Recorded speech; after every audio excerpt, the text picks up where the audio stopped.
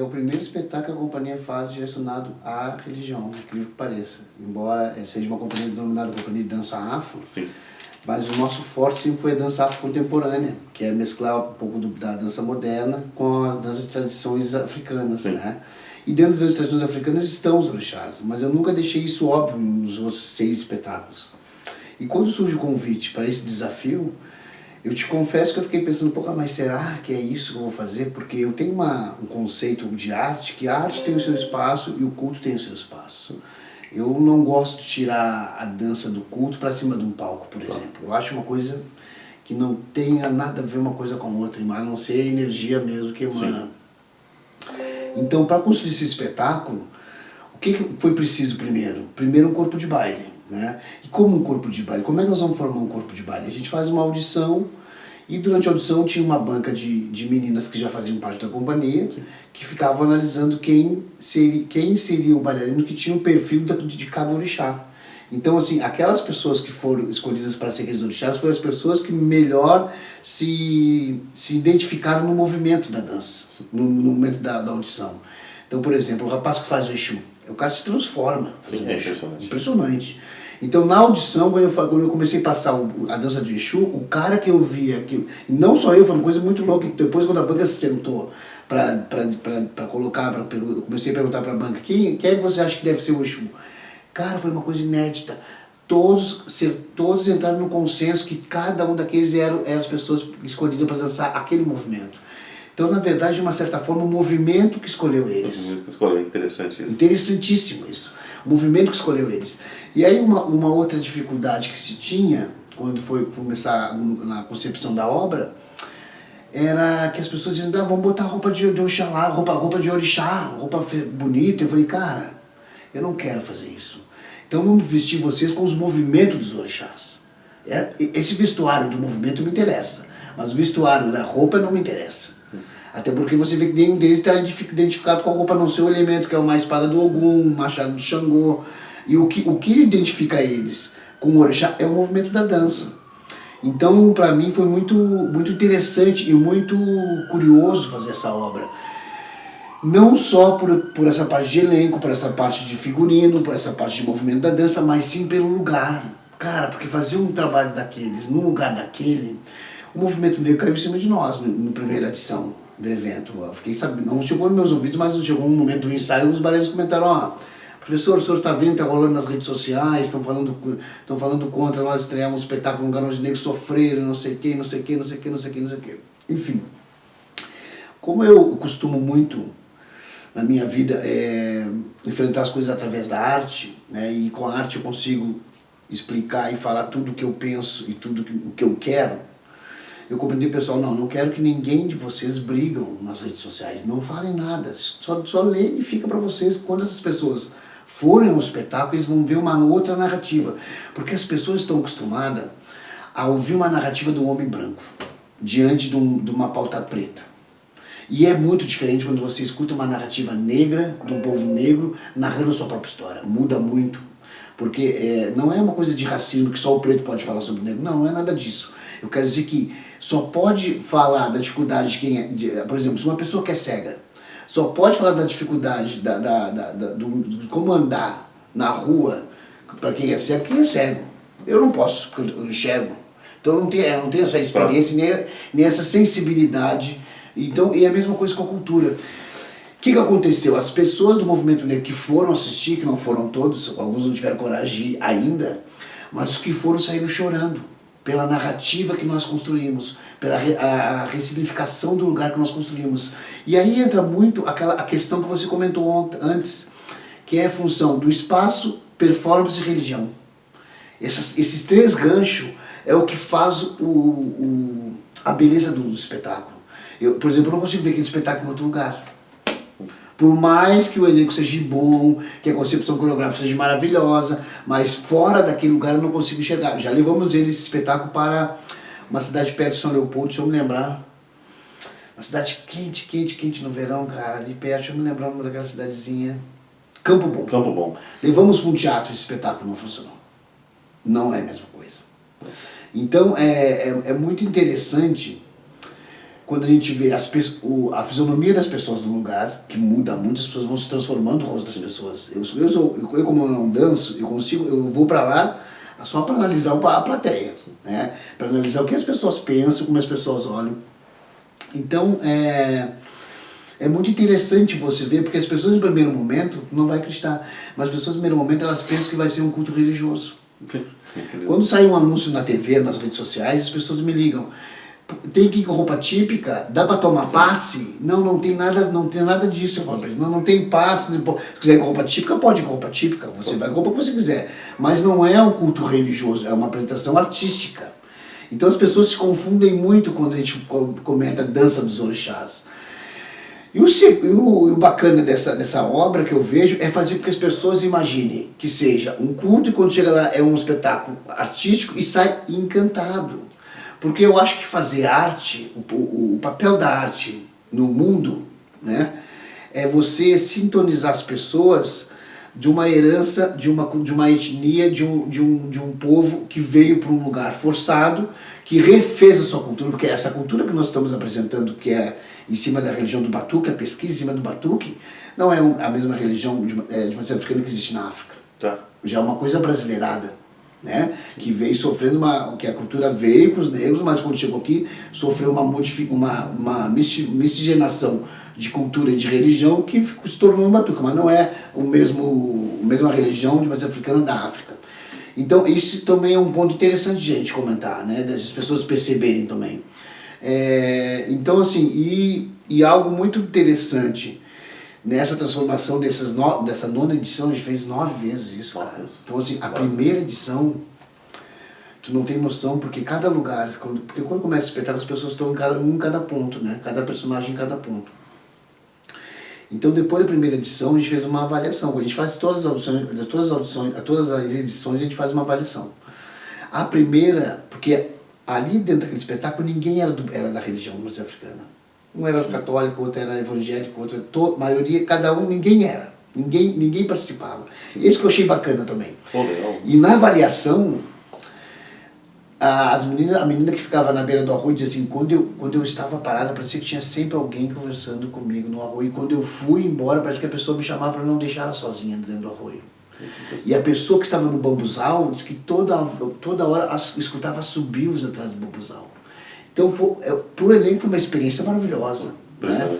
Porque eu comentei com eles agora na 9ª edição, que eles não têm noção da dimensão, da responsabilidade que esse espetáculo tem para não somente para a cultura, mas para a população gaúcha no Rio Grande do Sul. Porque nós vivemos num estado muito conservador, cara, muito racista, né? E tu fazer um trabalho desse e sempre super lotado, todas as edições lotadas, é uma coisa imprescindível. Que eu falo para eles também, que a Pelotas aceitou a proposta, porque eu tive medo também um pouco, assim, né? Porque a companhia, na verdade, embora meu carro-chefe nunca foi dançar dos orixás, embora eu tinha algumas pinceladas dos movimentos orixás dentro dos espetáculos, de algumas coreografias, mas é diferente de você fazer um espetáculo somente com essa temática, dança dos orixás. E Pelotas comprou essa ideia, sabe? Então eu fico muito feliz assim em poder fazer esse espetáculo, em poder dirigir esse espetáculo, em poder fazer na Charqueada São João, porque eu acho que a gente tem que ressignificar esses lugares e ocupar esses lugares. Aí tu pode me perguntar, é fácil fazer um trabalho num lugar desse? Não é fácil. Não, imagina. A energia que tem, velho.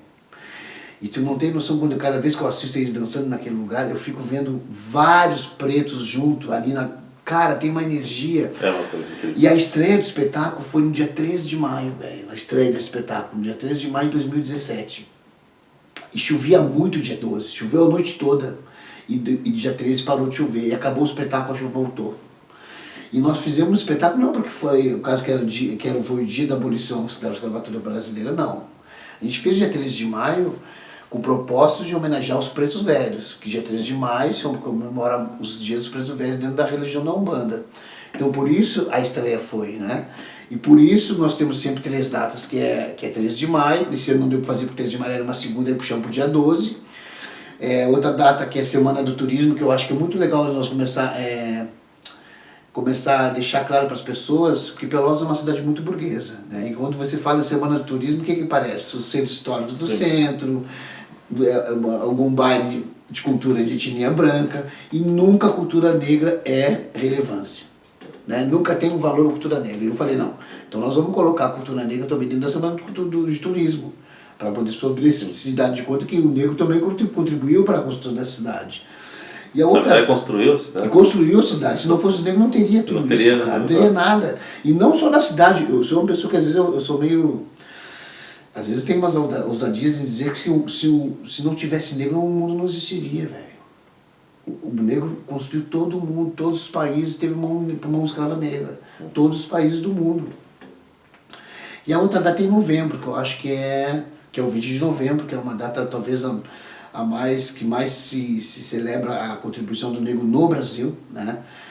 Embora o Pelotas já teve feriado em 20 de novembro, já não teve somente 2 anos depois conseguiram derrubar a data de feriado, né? Mas acho que no Rio de Janeiro ainda existe e outros lugares também existe. Então a nossa preocupação em manter esse calendário anual em Pelotas é exatamente isso, para dar primeiro visibilidade. Primeiro que a primeira edição foi só pessoas brancas, mas a partir da terceira edição os negros começaram a ir. E aí vai pai de santo, vai mãe de santo, vai filho de santo. Então o que eu comecei a perceber, né, no decorrer das edições? Que o povo de terreiro precisava de uma homenagem dessa forma, desse nível. Né? Porque tem Semana da Pátria, tem Semana do Índio, tem Semana da Farroupilha, mas não tem Semana do Terreiro. Então acho que o espetáculo das Orixás na Cerqueira de São João vem para contribuir com isso. Para contribuir para a visibilidade do negro em Pelotas. Sigo falando que talvez o lugar para algumas pessoas não é ideal, mas a minha ideia em fazer naquele lugar é fazer uma ressignificação, e fica claro isso quando a gente vê os caras dançarem na frente da senzala. Fica claríssimo isso, porque é uma coisa muito interessante, e não sei se você percebeu, você assistiu o espetáculo, a trajetória que o público faz, que é uma introdução da obra, né, para as pessoas mais ou menos quando chegar lá, sintonizar e saber o que estão vendo. Isso é fundamental também dentro do espetáculo, isso eu não posso te negar que não seja fundamental. Acho que se não fosse esse trajeto, então as pessoas não entenderiam do que era aquela dança. E te confesso que desde a primeira edição até a nona teve várias modificações, tem modificações de texto, né, porque a gente vai aprendendo, porque a obra, no meu ponto de vista, ela nunca é estável, ou estagnada, por exemplo, uma coisa que esteja pronta, ela está sempre em transformação. E o público nos dá esse gás, cara. O público, quando vai na rede social falar depois que viu o espetáculo, ou alguém que fala, porque é amigo de algum bailarino, e fala, olha, eu achei melhor tirar aquele tal texto, não sei. Então a gente leva isso para um debate com o elenco e já aconteceu isso. Repensa alguma coisa. Por exemplo, nós usávamos muito a palavra escravizado, entendeu, cara? E uma pessoa foi assistir um dia e disse que achava que nós estávamos fazendo a mesma coisa que fazem nos bancos escolares, falando somente que o negro foi escravo. Tiramos essa palavra do contexto, entendeu? Porque eu acho que essa pessoa que foi assistir, ela tem uma certa razão. A gente não pode dar uma contribuição, mas fazendo a mesma contribuição que os bancos escolares fazem, só que os negros só foi escravo, não. Não podemos fazer isso, não devemos fazer isso. Então por isso que é importante também o feedback da plateia, para poder nos situar, né, e fazer com que a obra fique mais compreendida de uma forma mais positiva diante dos olhos que vão assistir.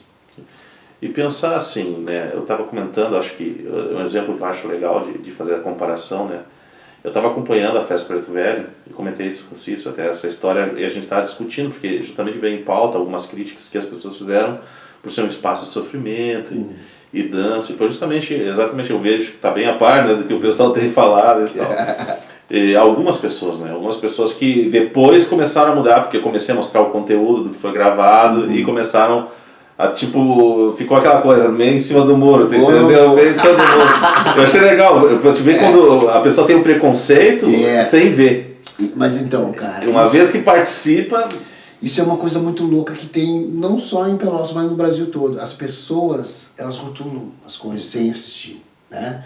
Então, isso é uma coisa que me incomoda, mas é uma coisa que eu não vou entrar em debate nunca, a não ser que se for um debate para as pessoas irem lá e assistirem. Porque a minha forma de responder às questões é assistindo, porque tu não pode falar uma coisa que tu nunca viu. Claro. Então é bem isso que tu fala, quando as pessoas começam a olhar o vídeo, começam a olhar as fotos, começam a dizer, mas para aí.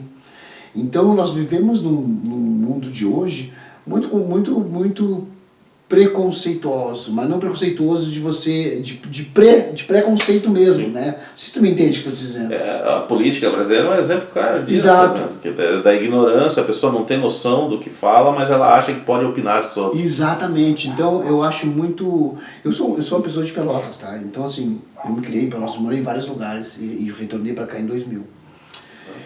Então uma coisa que eu me preocupo muito com a companhia surgiu em 2000. Nossa companhia conseguiu um espaço em Pelotas que talvez eu nem esperava em conquistar. Não só em Pelotas, mas no estado e no Brasil. Mas devido ao quê? Ao trabalho de qualidade, velho. Então assim, e sempre friso para os alunos e para alguns bailarinos ou pessoas que trabalham comigo. Se você tem qualidade e você pesquisa o que você quer e você sabe o que você quer, o povo acaba se rendendo. Porque imagina, brother, eu tenho 45 anos, comecei a dançar aqui com 7 anos, sou um preto favelado da Vila Castilho, consegui.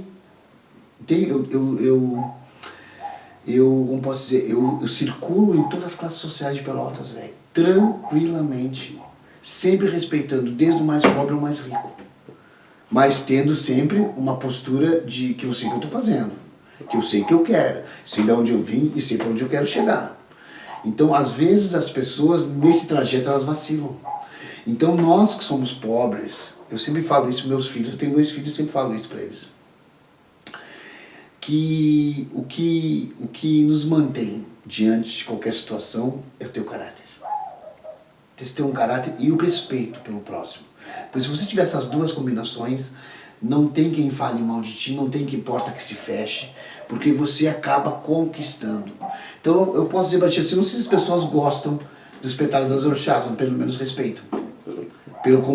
Pela forma que nós conquistamos a plateia. Porque imagina, você fazer uma edição e todas as edições ter 200 pessoas, casa cheia, já teve edições que tinha 80 pessoas que ficaram na rua. Então eu acho que o espetáculo ele veio para ficar, é um espetáculo permanente. O elenco não é um elenco permanente porque é impossível você manter um elenco o resto da vida. Mas enfim, ele vai sempre existir enquanto aquele espaço estiver aberto para esse diálogo. Né? Então esse ano nós temos mais 2 edições. A última edição ela vem acompanhada de um evento chamado Mostra de Teatro e Dança de Origem Africana, que vai vir 6 profissionais de outras regiões do Brasil para dar oficina, porque na verdade esse ano, esse espetáculo, ele torna-se para um perfil mais pedagógico. Né? O que seria isso? Que a partir de setembro, da edição de setembro, nós vamos começar a fazer oficina nas escolas das redondezas da Charqueada. Oficinas de dança, oficinas de canto, oficinas de percussão. Porque eu acho que aquela comunidade tem que se apropriar, cara. A comunidade que vive ali tem que se apropriar, porque não pode ter um prédio daqueles, uma história daquelas, e as pessoas só morarem por perto. Então as pessoas têm que conhecer. Então nós vamos fazer o quê? Nós vamos tirar de dentro do espetáculo um projeto pedagógico para ir em 3 escolas que tem ali na volta da Charqueada, para dialogar isso com as professoras, dialogar com os alunos, porque todos os alunos das escolas são alunos que moram naquela redondeza. Então eu acho que eles também têm que se apropriar desse espetáculo. O espetáculo é deles, brother. O território é deles. Eu sou lá somente um mensageiro de Deus para poder facilitar que a obra chegue até lá. Mas quem é os donos daquela história não sou eu. É quem mora lá perto. Na minha geração, a gente não tinha bancos de dados de registro sobre a cultura negra em Pelotas. Foram queimados todos os documentos. Esse espetáculo vai ficar. E esse espetáculo vai ficar na memória de Pelotas. Né? Então, por exemplo, imagina, há anos à frente, as pessoas, quando começarem a conversar sobre esse espetáculo, sobre o que viram, quando forem naquele lugar. Por exemplo, uma coisa que mudou, no passeio guiado da Charqueada não tinha algo que fosse relevante para a cultura negra, a não ser que os negros foram os escravos. Hoje já tem o discurso, o relato do espetáculo. Então, cara, isso é magnífico, do meu ponto de vista, como registro, como memória. E evoca a memória daqueles que ali tiveram. E outra coisa, não sei se tu notou, o Oxalá estava onde? O Oxalá estava no tronco. Olha que doido, velho. Isso é verdade. Olha, presta atenção. Sim. O Oxalá estava no tronco, num lugar de misericórdia, num lugar de sofrimento, né? Então são essas coisas pequenininhas que as pessoas às vezes elas não conseguem perceber, porque é tão sutil, mas no sutil que está as grandes memórias, velho. Tá entendendo? Mas a religião é assim. Exato. É dentro da religião, o que eles mais dizem que tem mais força é um copo com água. Um copo com água, velho. presta atenção, um copo com água tem uma força que a gente não tem noção. Um copo com água a gente pode levantar como pode derrubar. Um copo com água, presta atenção. Isso. Olha que interessante. Então, quando eu resolvi aceitar esse desafio, eu nem, vou te ser sincero, eu nem imaginaria o que eu estava criando em termos de memória imaterial dentro de um espaço super conservador e de sofrimento que foi machucado. Né? E conseguir entrar naquele espaço para fazer essa representação. Eu acho que isso deve ter sido assim. E eu vou te dizer, eu acho que a gente foi mandado por eles. Eles nos encaminharam para fazer aquilo ali. Acho que os pretos, tem um monte de preto ali solto, cara, naquele lugar. Os pretos dali que nos chamaram, que nos deram essa missão, que não é uma coisa assim, vamos fazer por fazer. Não, não é. Te digo isso de carteirinha porque cada edição é um sofrimento. É um sofrimento de angústia, assim, eu não sei como é que vai sair, fico naquele nervosismo e fico naquela coisa, sabe, Porque na verdade é uma coisa muito maior que a gente imagina, brother. Nós estamos mexendo com coisas, entendeu? E por isso que eu entendo que as pessoas entram em conflito. Porque as pessoas estão acostumadas apenas a ouvir uma narrativa, que foi de sofrimento, que foi de sofrimento, que foi de sofrimento, que foi de sofrimento. Mas vem cá. E dizem que não vão num lugar aqui, mas então a gente não podia andar no centro de Pelotas. A gente não podia entrar no 7 de abril, a gente não poderia entrar no Guarani, porque todos esses lugares foram feitos com mão de quem? Escrava negra. E os negros não sofreram para construir tudo isso. Não, e os sinais estão todos nas grades, nas todos portas. Nas grades, velho. Então, quando a pessoa vem com esse discurso, eu prefiro nem discutir, mas eu fico refletindo. Pô, então ela não pode entrar no centro de Pelotas, não pode ir no teatro, velho. E aí tu vai no teatro, tá lotado. Entendeu? Então elas não fazem uma reflexão que esses prédios foram construídos com aquele trabalho daquele lugar lá. Dizem, né, que os negros não andavam na calçada em Pelotas, tinha um túnel que largava as cadeiras dos senhores dentro do Teatro 7 de Abril e voltava pelo túnel. Pô, como é que eu vou entrar no Teatro 7 de Abril? Você não podia nem entrar? É verdade. Então, são experiências que tem que ser tem que existir um diálogo sobre isso. Eu acho que o espetáculo também acho que vem mais para isso também, né? Para as pessoas refletir, pô. Vamos refletir sobre esse espaço. Essa coisa de evocar a memória mesmo, ao ponto de tornar isso concreto. Exatamente. E quando você evoca a memória, você mexe com uma coisa que é muito louca, que é mexer no passado. E ninguém quer mexer no passado, né, velho? Ninguém quer mexer no passado. Por exemplo, eu sei muito bem a força de um espetáculo, daquele espetáculo. Isso é porque muitas instituições poderosas financeiramente compraram a ideia. Porque eles sabem que se não comprar a ideia, aquilo pode vir contra eles. Então é mais fácil eu estar junto com o que pode me ofuscar do que eu dizer não. Então eu fico muito, de uma certa forma, muito honrado em poder fazer essa obra, em poder dar oportunidade para as pessoas, que eu sempre, quando eu viajo, eu sempre no final das minhas aulas, que eu dou nas aulas regulares durante a semana em Pelotas, eu sempre reúno todo mundo no final da aula e peço uma palavrinha de cada um no final da aula pela vivência vivida ali. E a minha palavra sempre foi a mesma, é a oportunidade, cara. Sem oportunidade você não pode questionar ou falar nada, e nem pode alcançar nada na vida sem oportunidade. Então acho que a palavra oportunidade, que é o que o espetáculo vem fazendo, né, dá oportunidade para as pessoas conhecerem a nossa cultura, o legado, na real, porque assim, a religião ela está no centro de batuque, no centro de umbanda, mas você fazer uma arte da forma que a gente conseguiu fazer, né, sem botar a roupa do santo lá, né, vestir o bailarino somente com os movimentos, isso para mim é o grande sucesso da obra, é a forma que ela foi construída e a forma que ela está sendo executada, entendeu? Há controvérsias de pessoas que são contra, mas vai existir sempre, brother. Isso é uma coisa que não, nem Deus conseguiu agradar a todos, nem Oxalá conseguiu agradar a todos, entendeu, cara? Então acho que... E gerar isso já é um sinal de que é algo que tem um conteúdo que de certa forma move as pessoas. Exato. Não, e uma coisa muito louca que eu venho percebendo, por exemplo, quando nós conseguimos trabalhar isso junto com a arqueologia, que é uma outra história. Porque quando o professor Lúcio levou a exposição estava dentro da Casa Grande. Aí nós fizemos uma avaliação, eu, o Lúcio e a galera do pessoal que trabalha com ele.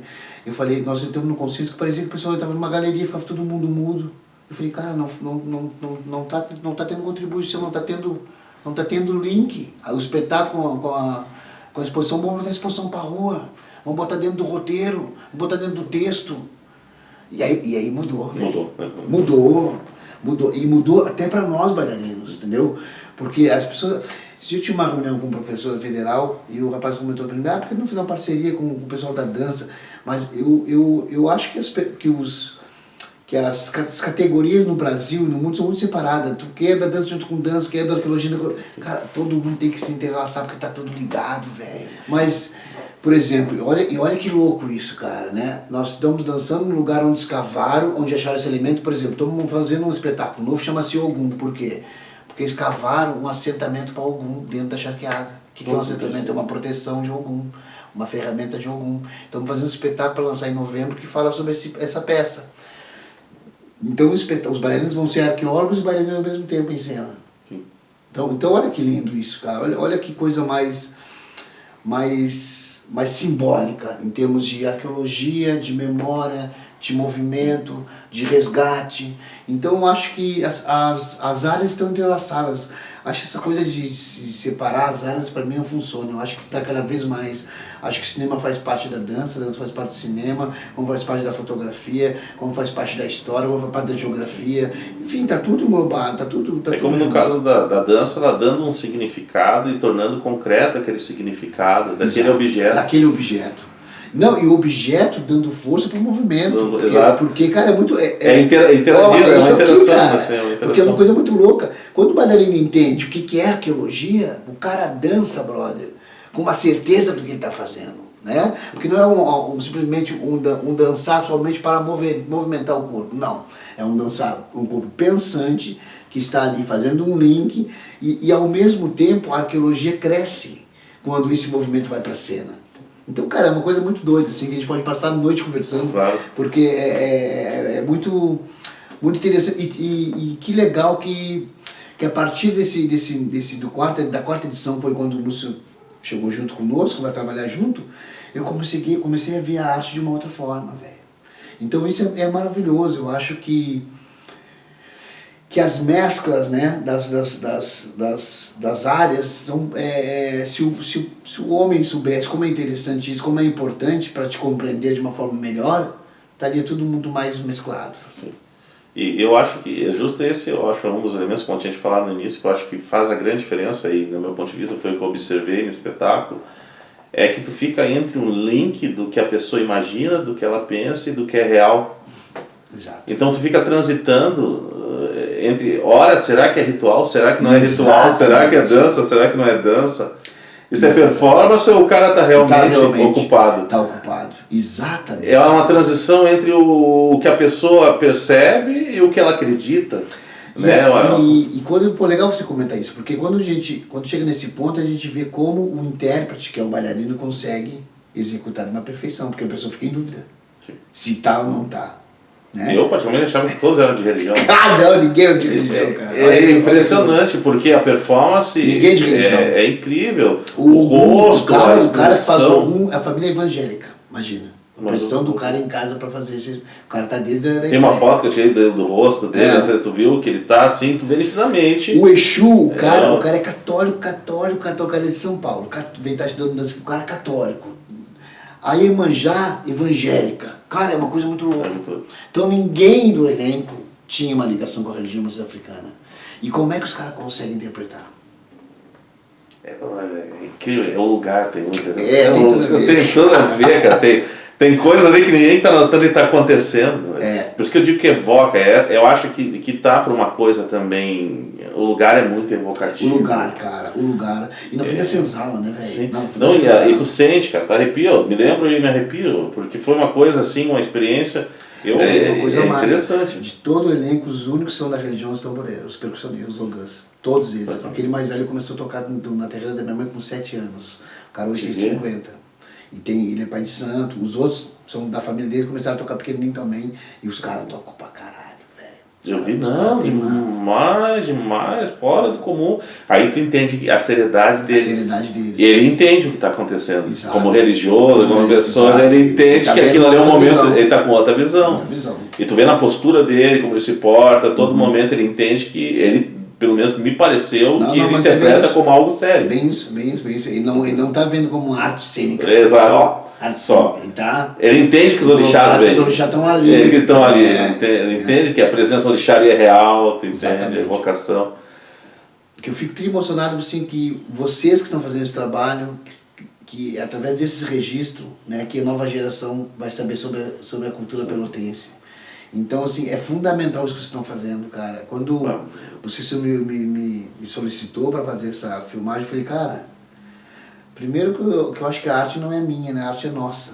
A arte no momento que tu monta a arte, ela vai para a estreia, a arte é do universo, ela não é mais minha. Então, assim, é de grande importância esse registro. É de grande importância esse papo que nós estamos batendo aqui hoje, entendeu? Porque nesse papo a gente tira várias dúvidas, né? E não só para nós, mas para as pessoas que têm uma visão, ou distorcida, ou uma visão positiva sobre o fato. Porque sem registro não há memória, velho. Sim. Então, assim, no último ano da minha vida eu tenho me preocupado muito com isso, com o registro da memória, com o registro do movimento, com o estudo do movimento, não fazer um movimento só por fazer, entendeu? Eu acho que tem que ter um porquê de fazer um movimento. E esse espetáculo veio para me despertar essas coisas, assim, né? E eu vejo a minha aula hoje, te confesso que hoje eu dando aula, não que eu dê passe nas pessoas, mas eu consigo enxergar a minha aula como uma coisa espiritual hoje. Não é apenas só movimento, ela é além do movimento. Então, e isso, cara, quando tu descobre essas coisas, tu consegue ver que a tua vida começa a andar, porque às vezes nós temos missão a fazer na Terra.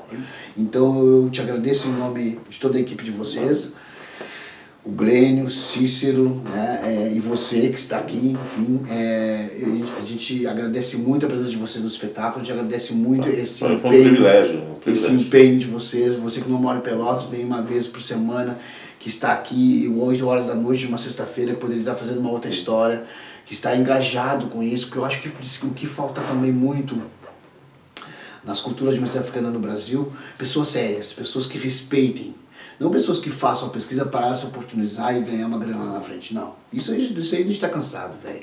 A gente precisa de pessoas que tenham responsabilidade com a pauta e que saiba da importância do seu trabalho dentro dessas questões. Muito obrigado.